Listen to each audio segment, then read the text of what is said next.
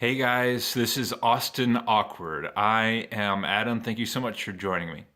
Just got done with the run, so I apologize for looking a little shabby. But while I was out there tonight, I was thinking about something that is kind of a source of tension in my life, and I think leads to a lot of awkwardness.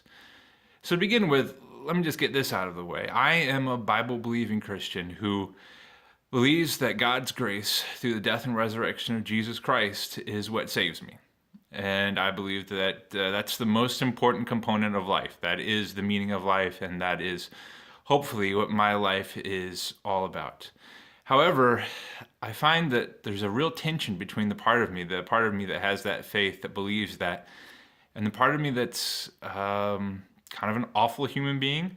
This shouldn't be unusual, I guess. The Bible talks about how the heart is wicked, and it talks about temptation, and it talks full of men like David and Moses and Peter who screwed up royally and were not necessarily really good people, but who God used to do great things. So I suppose it's not unusual, but still that tension is a cause for discomfort and sometimes frustration in my life.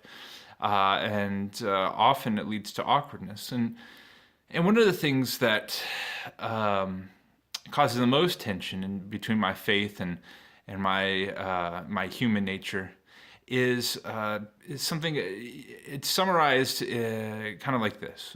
In the Bible, Jesus summarizes all the rules, all the laws that God puts down in the Bible into two distinct summarizing rules. One, love the Lord with everything you got. Two, love others as yourself. You'll notice that at no point in this conversation or in this distillation did Jesus say, "and love yourself," right? Like it's naturally assumed, and in other places in the scriptures that goes into more detail, that you're going to be, as a Christian, as a person who believes in Christ, you're going to be selfless. That you're not going to be selfish, and you're going to be focused on God and serving others. Now, I know if you want to get into the finer points of things that you can't love others if you don't love yourself. I gotcha.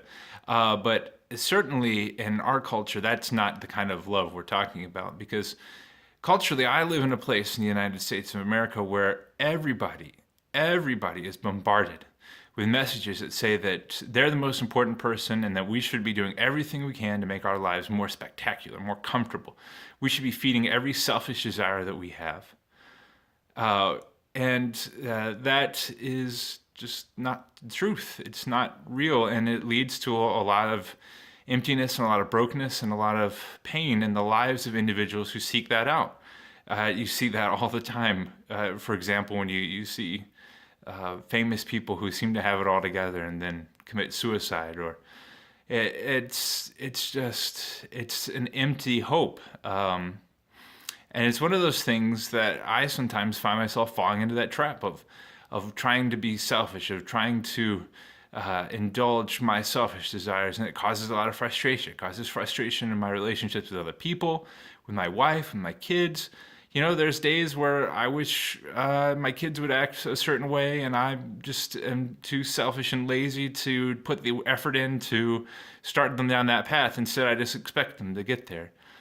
There are days when I wish my wife would be a certain way, or look or wear something, or and it's not fair. And the truth is, I probably have more selfish moments than I have unselfish moments. I have selfless moments, and so there's a lot of tension there, a lot of awkwardness, a lot of frustration. And for me, I know this probably doesn't apply to everybody who's watching this right now, but for me, that's what I want to aim for. I want to be the kind of person who puts his hope in Christ and in that salvation and in the things above, and not in the temporal things down here. And I want to help other people to see and feel that the same love that I feel.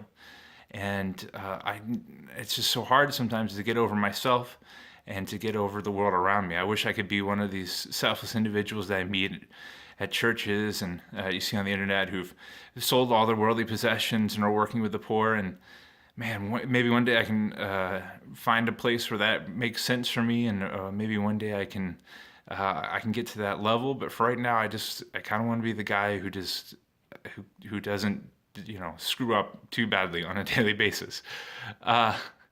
So anyhow, I know it's a little bit confessional, and in and of itself, it's probably a little bit awkward. So I apologize for that, but I do appreciate you listening, and I hope that in some way you'll forgive me for being selfish and mean and awful sometimes, and hopefully every once in a while you'll see the love of Christ come through in what I'm doing and saying. All right, guys, I'll talk to you soon. Bye.